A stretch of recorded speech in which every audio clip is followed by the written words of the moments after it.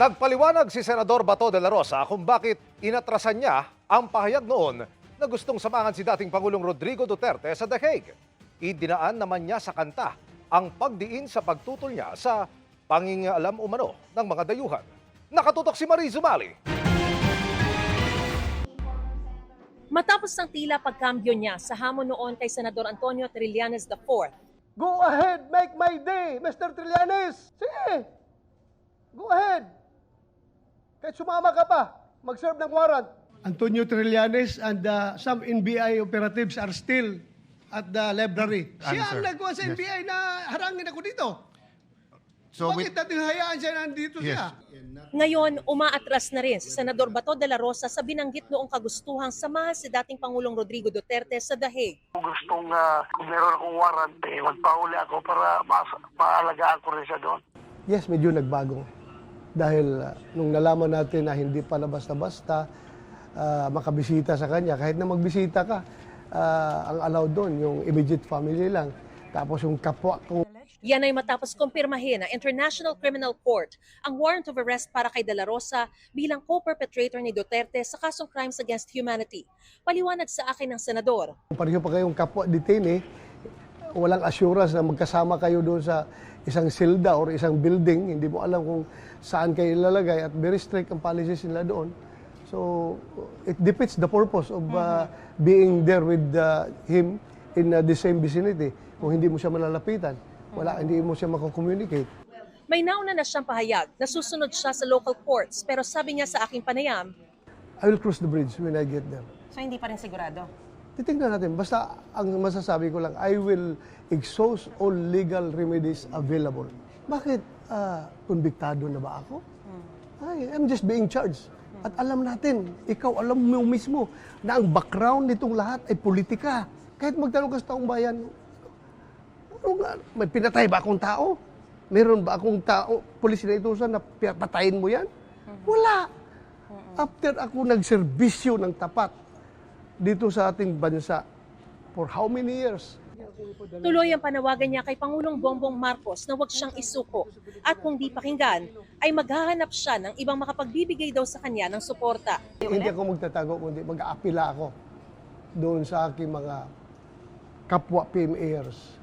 Mag-aapila ako sa mga sundalo ng Armed Forces of the Philippines, sa aking mga mahal na mga kapulisan, sa Philippine National Police at lahat na mga uniform personnel sa ating bansa. Taps, isa.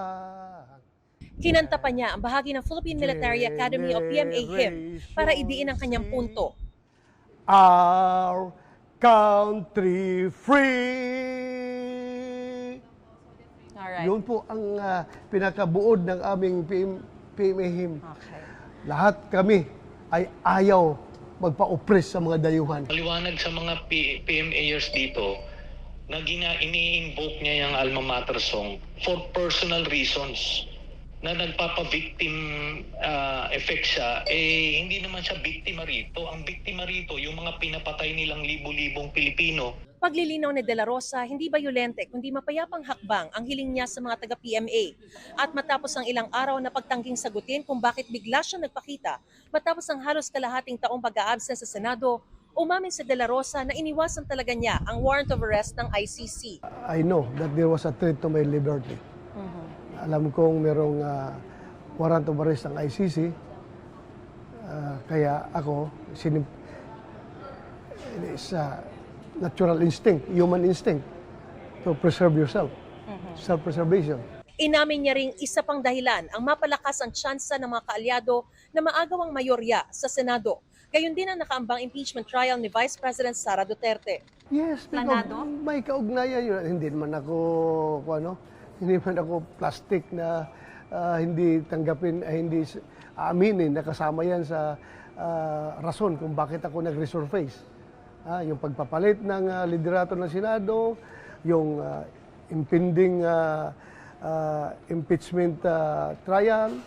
Giit niya, si ngayoy Senate President Alan Peter Cayetano lang ang nakakaalam ng kanyang paglitaw sa Senado at nagpasakay sa kanya sa isang sasakyang papunta roon na ayon kay Senador Panfilo Lacson ay pag-aari ni Senador Pia Cayetano. Basta sumakay ako. Yun ang sabi sa akin ni Senator Cayetano. Sumakay ako dyan sa van. Di ko alam kung kaninong van yun.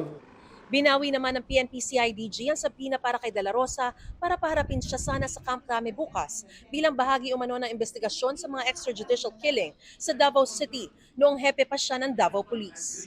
Salamat naman para hindi naman ako babiyahe dyan dahil naka-kustudiya ako sa Senado eh. So salamat sa IDG. Thank you. Okay. At nirecall ninyo. Mariz Umali, Nakatutok, 24 Oras.